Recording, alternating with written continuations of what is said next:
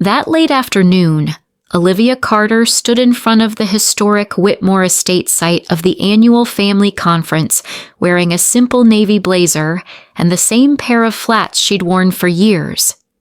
Around her, the circular driveway gleamed with luxury cars, a brand new Bentley, a polished Range Rover, and the Porsche convertible her cousin Chloe had flaunted on Instagram just days ago. Olivia's aging Toyota looked entirely out of place among the lineup, and no one in the family failed to notice. She took a deep breath and grabbed the leather portfolio in her hand, far more important than any of the designer handbags dangling from her relative's arms, and walked up the limestone steps toward the house.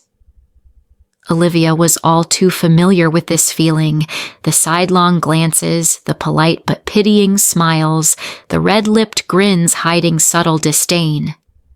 Every year this gathering became more of a competition than a reunion, comparing vacation homes' investment returns and six-figure vehicles.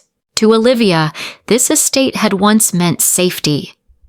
After losing her parents in a tragic car accident at age 15, it was here that she found shelter with her grandmother, Margaret Carter, the only one who truly embraced her without judgment. While the rest of the family whispered about the charity case, Grandma Margaret taught Olivia about value, not just financial, but moral.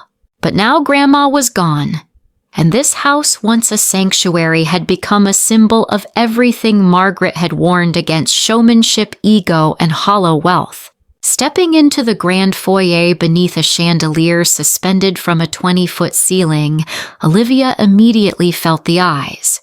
Quick glances, stifled laughs, not loud enough to confront, but sharp enough to sting. "Oh, Olivia, still driving that thing," Ethan Charles's son smirked, glancing at her blazer. "Thought it'd be in a museum by now." She smiled gently. "Still runs just fine." What they didn't know was that inside her leather portfolio was documentation of a $73 million real estate empire, including ownership of the very luxury apartment building where several of them currently lived and were trying to purchase without knowing who held the title. To Olivia, wealth had never been about display. It was about freedom, the power to say no, the ability to stay silent until the moment to speak arrived. They could dismiss her for not wearing the right label, for not belonging to the right club, for not vacationing in Aspen. But she knew within days the title of the poor one in the Whitmore family wouldn't belong to her anymore. The memories of her years with Grandma Margaret lived inside Olivia like a quiet flame, not blinding, but warm enough to guide her. After the accident that took her parents, when everyone else looked at her with pity, Margaret Carter saw something more potential. When Olivia first moved into the Carter estate, she was given her grandmother's old room on the top floor, a cozy space with a window overlooking the rose garden that Margaret had lovingly tended for decades. Each evening after dinner, Margaret would retreat to her study glasses perched on her nose, poring over old investment journals and neighborhood zoning maps. Olivia, though still a teenager, was never treated like a child. Margaret placed thick books in her hands, market reports, real estate price charts, financial newspapers. "You don't have to understand it all right away," she'd say, "but learn how to read between the numbers. Most of our family," Margaret once told her, "thinks money is for spending, for showing off, for status. But real wealth is choice. It gives you the freedom to wait, to walk away, to say no without fear of losing your footing." During the 3 years they lived together before college, Olivia learned more about money than any finance course could teach. Her grandmother showed her how to read housing markets like a novel, where every zoning change and infrastructure project was a new chapter worth studying. She taught her to see value where others saw risk. Most importantly, she taught her a principle Olivia would never forget: patience always beats haste. While her cousins were vacationing in the Maldives or unwrapping luxury cars for their birthdays, Olivia was saving every penny she earned from part-time jobs. She invested in undervalued stocks, a rundown duplex in an up-and-coming area, and even a neglected retail storefront with hidden potential. Every move bore the stamp of Margaret's wisdom, cautious, calculated, and intentional. But beyond the numbers, what Olivia truly carried with her was the way Margaret lived. She never flaunted her wealth.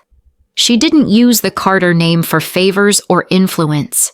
She believed that legacy wasn't just property, it was mindset. And passed down properly, even an ordinary person could do extraordinary things. When Margaret passed away during Olivia's senior year of college, the entire family mourned with grand gestures, lavish funeral, floral arrangements that looked more like centerpieces at a gala. But no one truly remembered her values. No one except Olivia. She kept every note, every journal, and the handwritten letters Margaret had left behind. To Olivia, these were her quiet inheritance, not flashy, but the very foundation that had allowed her to stand firm in a family that measured worth by shine. Olivia Carter's childhood wasn't the stuff of fairy tales. She didn't grow up with extravagant birthday parties or summer yacht vacations like her Whitmore cousins. She grew up in a modest suburban home where her father was an architect and her mother a kindergarten teacher, simple people but rich in love. Their little family was quietly happy. Dinner meant 3 people at a worn wooden table sharing stories of their day. Her father would sketch blueprints on the kitchen counter, while her mother taught her how to grow herbs, write thank you notes, and treat others kindly no matter what they had. But all of that ended on a cold November day when Olivia received the call her parents had been killed in a car accident on their way home from a weekend trip. The shock didn't just take her parents. It ripped away the only world she knew and dropped her into one where she no longer belonged. After the funeral, Olivia was brought to live at the Whitmore estate, a place grand in architecture but barren in warmth. Her aunts and uncles saw her as a burden wrapped in obligation. Offhand remarks like Margaret shouldn't have kept her this long and will need to factor in her tuition somehow became common whispers just loud enough for her to hear. Even the other children her cousins pampered and polished looked at her as if she were somehow less. But Olivia didn't argue. She didn't cry out for fairness. Instead, she shrank into the background, observing everything. The silent treatment didn't break her, it sharpened her. Loneliness taught her how to stand on her own. The judgment taught her that real worth doesn't require instant recognition. She began journaling, reading her grandmother's investment books, and quietly setting goals. One day, she wouldn't ask anyone for a seat at the table. She'd build her own. It was in those long nights when the mansion was quiet and the wind rustled through the rose garden that Olivia learned the greatest lesson of all power doesn't come from the loudest voice in the room. It comes from standing firm when no one stands with you. The pain had rooted something deeper, an inner strength, and she knew that if she could survive those years, there was nothing she couldn't overcome. When Olivia Carter graduated college, there were no job offers from prestigious firms, no family-arranged positions in high-powered companies worthy of the Whitmore name. No one asked her what she wanted. No one cared. But Olivia didn't need them. She rented a modest apartment in Midtown Atlanta, old but bright, with just enough quiet to let her focus on what really mattered. Still driving the same Toyota from high school, she lived frugally and began freelance financial consulting, taking on small clients and working on projects no one else considered profitable. In that quiet, she began to build something no one saw coming. With the modest inheritance from Grandma Margaret, instead of splurging like her cousins who bought luxury cars or vacationed across Europe, Olivia purchased her first property, a rundown duplex in a forgotten neighborhood. She lived in one unit and rented the other, a strategy her grandmother once taught her. As the neighborhood slowly appreciated, she sold it for nearly double and used the proceeds to buy 2 more properties, a small condo in a gentrifying district and a dilapidated storefront with hidden value. Every deal was executed under the quiet guidance of Mr. Franklin, her grandmother's old attorney, who still believed in her. He helped her establish a network of anonymous holding companies to shield her identity and keep her assets off the family radar.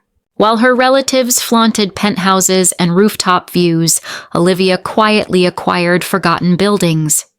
While they posted photos from Bali and Santorini, she read city zoning plans and followed investment patterns into neighborhoods others dismissed. While they spent on luxury, she upgraded her assets, new roofs, improved stairwells, better security systems, each step increasing the value of her portfolio. She didn't brag, she didn't hint, she didn't reveal, because she understood real power doesn't come from being noticed. It comes from not being obstructed. By the time Olivia turned 28, she owned 12 residential properties and 3 small commercial buildings, all held under different LLCs. Her portfolio had already surpassed those of her successful cousins. The irony.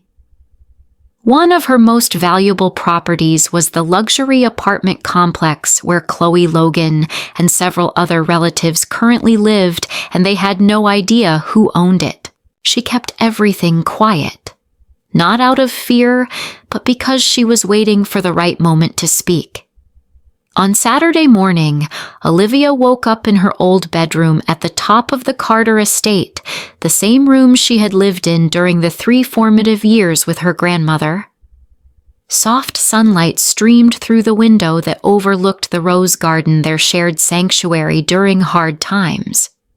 The bookshelf still held Margaret's old books, and a framed photo of Olivia with her parents at Cape Cod, taken when she was 14, still stood on the nightstand.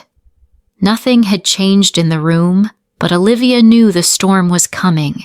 The news Rachel had quietly shared the night before didn't surprise her, but it weighed heavy nonetheless. Uncle Charles, backed by the wealthier members of the Whitmore family, was moving forward with plans to sell the Carter estate, the very home that embodied Margaret's legacy, to fund a new luxury condo development. Everything had already been arranged: architectural renderings, development partners, and enough family votes to push the sale through. "We've got 3 days instead of 2, Rachel whispered. They extended the meeting to handle estate business. Clearly, they want to close this deal fast. Olivia understood instantly. This wasn't just a transaction, it was a calculated move to finalize the sale before someone like her could raise objections. But the family's voting power was weighted by declared assets, which meant that as the poor cousin, she had virtually no say. The session began promptly at 9 a.m. in the grand drawing room once used by Margaret for hosting tea, now stripped of family portraits and replaced with glossy condo designs. At the front of the room stood Uncle Charles in a tailored suit beside a sleek projector. Her cousin sat in a semicircle, polished and poised. Several unfamiliar faces in the back row were clearly representatives from the development firm. "Thank you all for being here," Charles began. "Today we'll be reassessing the family's real estate portfolio, starting with this property. According to recent appraisals, the land is valued at approximately $48 million. When the image of the estate flashed across the screen, Olivia felt a tightness in her throat. The home that had once been her last refuge was now reduced to a dollar figure in a profit forecast.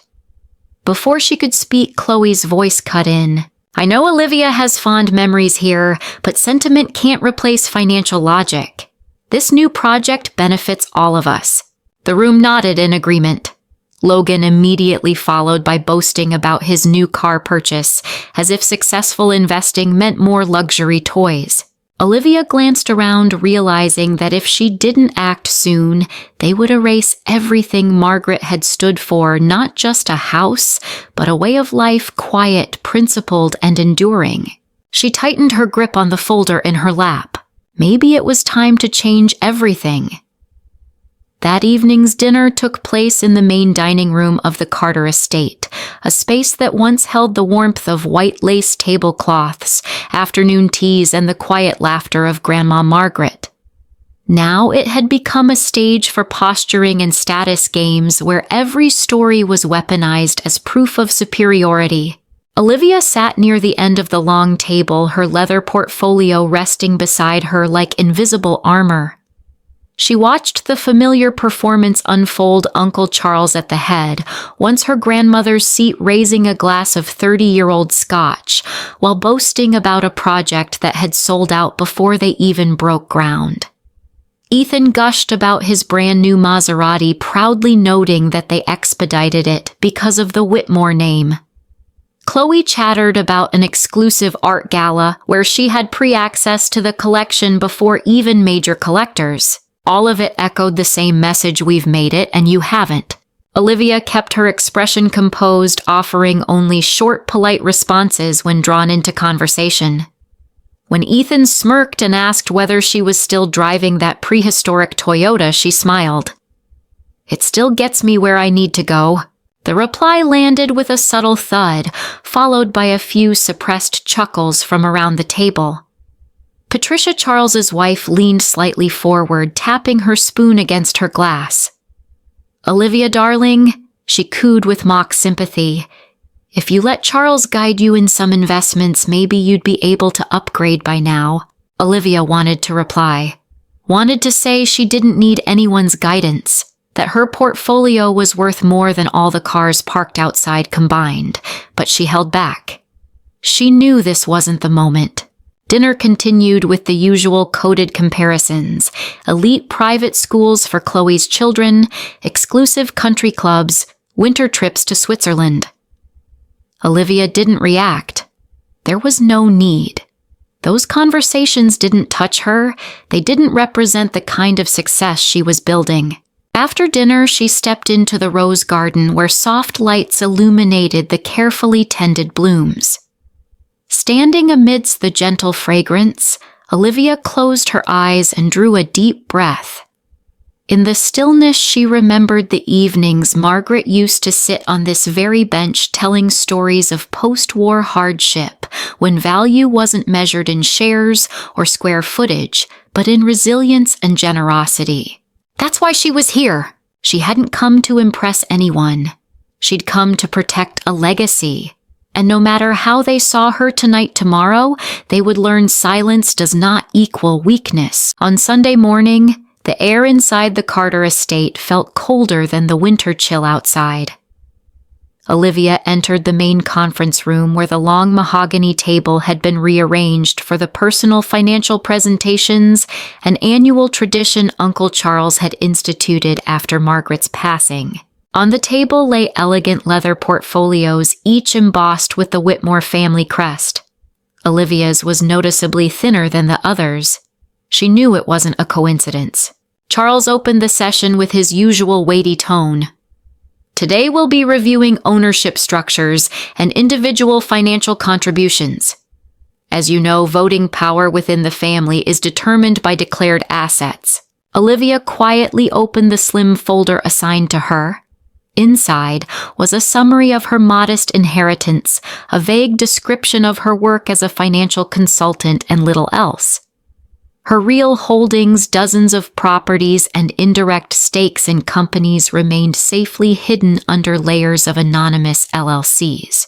Charles continued his performance by proposing a streamlining of certain provisions in Margaret's original will clauses designed to prevent one person from accumulating too much influence. Now they were being labeled as outdated and administratively burdensome. Most of the room nodded in agreement. Only Olivia sat still, taking detailed notes. She knew exactly what this was: a carefully orchestrated maneuver to consolidate financial power in Charles's hands and cement his control through weighted votes. When the discussion shifted to strategic assets, the conversation quickly landed on the luxury apartment complex, where Chloe Logan and several other relatives lived. Everyone agreed the management had gone downhill: construction noise, new guest registration policies, and most importantly, no one knew who owned the building. "I think," Charles said, his voice calm, but calculated, "we should reach out to whoever is behind the company that owns it. If it's an investment group, they may be open to selling for the right price." "And if they're not?" Ethan asked with a smirk. Charles smiled. "There are always indirect options. I know people at the city planning office permits can take longer or face additional scrutiny. And if necessary, we can initiate a review of potential code violations." Olivia sat frozen, the heat rising to her face. They were openly discussing how to pressure and harass a legal property owner without realizing that owner was her. No one objected. No one questioned the ethics. They spoke of family interest as a shield to justify systemic manipulation.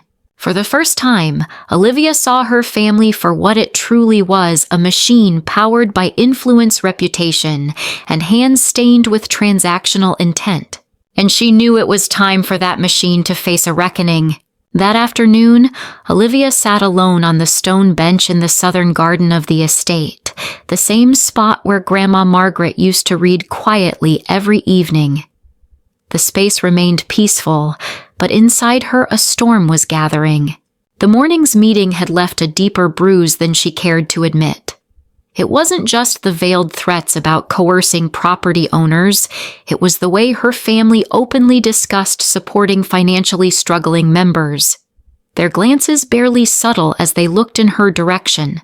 "Perhaps we should consider a monthly stipend for Olivia," Charles had suggested with syrupy concern, "so she can maintain a lifestyle more befitting the Whitmore name." Ethan, ever eager, had added, "She's never been truly self-sufficient anyway. Maybe this would help her get on her feet." Polite laughter had rippled around the room. Olivia had felt the flush rise to her cheeks, but she said nothing.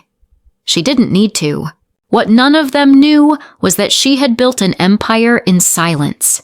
They had no idea she was the person behind some of the most valuable properties in the city, or that she held a growing stake in the very family company they were so proud of, all through carefully structured legal entities.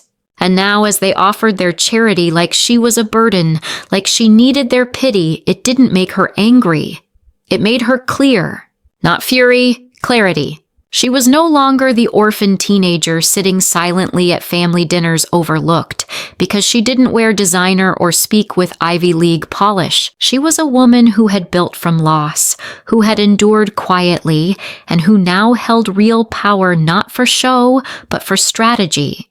The spark of defiance inside her wasn't flickering anymore. It was waiting to ignite. And tomorrow's meeting, the one where they planned to vote on selling the estate, would be the stage for truth. When Olivia returned to her room that evening, a light mist had settled over the tall windows of the Carter estate. She stepped inside, closed the door behind her, and for the first time in days allowed herself to exhale. Her leather portfolio fell heavily onto the bed. She breathed deep, slow, and looked around the room, the space that had once served as her and Margaret's quiet strategy room. On the desk sat the thick packet of documents Mr. Franklin had couriered that afternoon. Inside was everything: property portfolios, corporate ownership structures, asset valuations, tax records, and most importantly, the deed showing Olivia owned the building where several family members currently lived. None of them knew. But tomorrow, everything would change. She carefully sorted the files into a clean presentation format, dividing them into sections: total assets, profit breakdowns, strategic holdings, and influence over Whitmore Holdings. Every figure, every line was a testament to 10 years of silent building. No one had opened doors for her. She had made her own. As she scanned the list of assets, Olivia paused for a moment, stunned. She had never stopped to view the full picture. From that first rundown duplex, she now owned over 15 properties, including 3 commercial buildings and a cash flow positive rental portfolio. Total value over $73 million. She pulled out one final folder, a notarized document for the creation of the Margaret Legacy Trust, the entity, where she had transferred her entire ownership to avoid detection through traditional voting structures.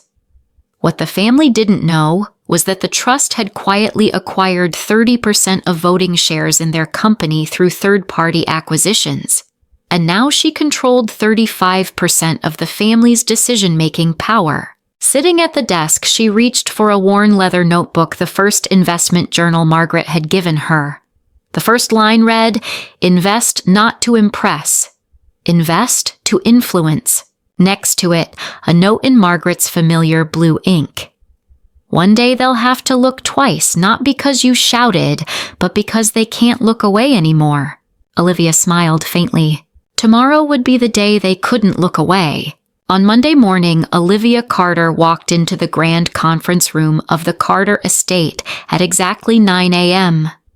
She wore a tailored charcoal suit, no designer label but cut with precision and elegance. Around her neck hung the simple pearl necklace once worn by Grandma Margaret in moments of gravity. The room was full. Charles sat at the head of the table, flanked by key family members, all holding pre-printed contracts for the sale of the estate. Legal advisors and development firm representatives stood ready in the wings. "We're here to finalize the agreement today," Charles announced. "Everything has been arranged. This is a vital step in modernizing the family's portfolio." Before he could signal for the papers to be distributed, Olivia rose from her chair. Her voice was steady, clear. "I'd like to speak before we proceed." Charles frowned but said nothing. The room turned toward her, some curious, most indifferent.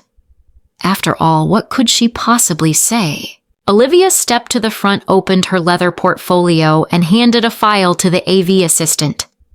Moments later, the large screen behind Charles lit up with a number, $73, $420, $70, her total net worth.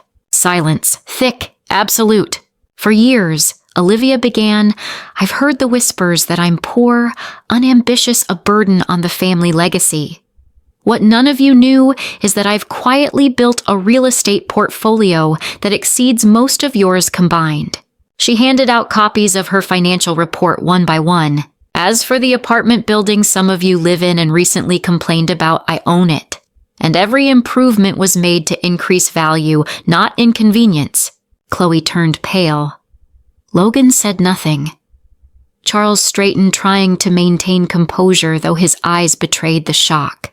Olivia continued, "I've also transferred my holdings into the Margaret Legacy Trust, which now holds 35% of voting rights in Whitmore Holdings." The room was silent again, this time from realization. "That means," she said firmly, "I oppose the sale of this estate. And with my voting share, this transaction cannot proceed." For the first time, no one laughed. No one mocked. They looked at her, truly looked as if they were seeing, for the first time, the woman they had underestimated for over a decade. Olivia returned to her seat calmer than she had ever felt. Not because she had won, but because she had finally been seen. The meeting ended in an unusual silence. No murmurs, no sarcastic chuckles that had once echoed through family gatherings. Only eyes now watchful, uneasy, and filled with awkward curiosity followed Olivia as she gathered her papers. Chloe approached first.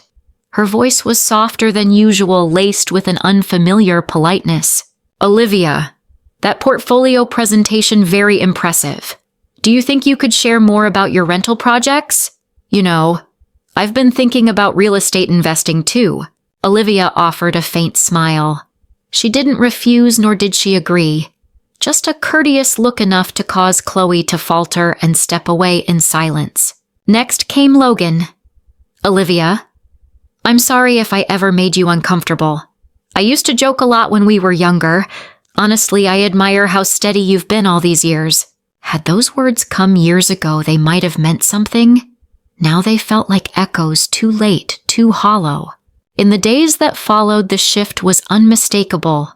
Olivia was no longer invisible at family functions. Not because they had grown to care, but because they could no longer afford to ignore her. Conversations now included her. The same people who once avoided her gaze were now asking polite questions. Those who had dismissed her as a burden were now probing for business opportunities.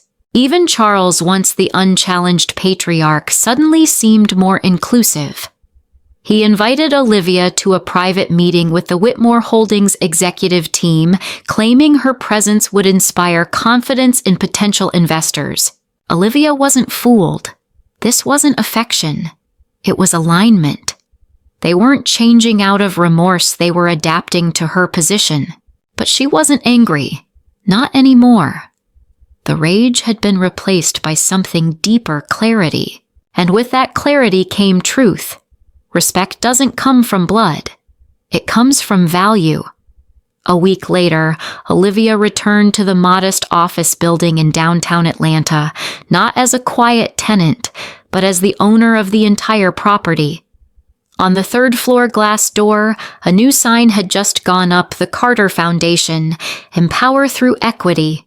The foundation, named after her grandmother, wasn't a sentimental gesture. It was strategic, a commitment that the legacy she now carried would not end at numbers or voting shares. It would create impact. She sat in a plain wooden chair inside the foundation's small conference room, across from a group of students, young Black and Latinx scholars who had just received grants. She looked at each face, eyes filled with hope, much like her own had been years ago, when no one noticed she existed. My grandmother once told me, Olivia began, that if you're ever lucky enough to have a choice, choose to make the road easier for someone else. She didn't speak of the $73 million portfolio or tense boardroom votes. Instead, she told them about the first apartment she fixed with her own hands the night she panicked over property taxes and the moment she nearly gave up. But then she learned to be steady, quiet, and to keep moving forward even when no one was watching. Back at the Carter estate, the family council still convened. There were still debates about preserving legacy, but now Olivia sat at the table as an equal voice, one they could no longer dismiss. And she used that voice to ask questions no one in the family had dared ask before. How do we become useful to the community, not just wealthy in our own echo chamber? Change didn't come overnight. But Olivia wasn't seeking instant validation. She was building something slower, stronger, a new kind of legacy, one not measured by surname status, but by the real-world ripple of what she created. To her, legacy was no longer something you inherit. It was something you build.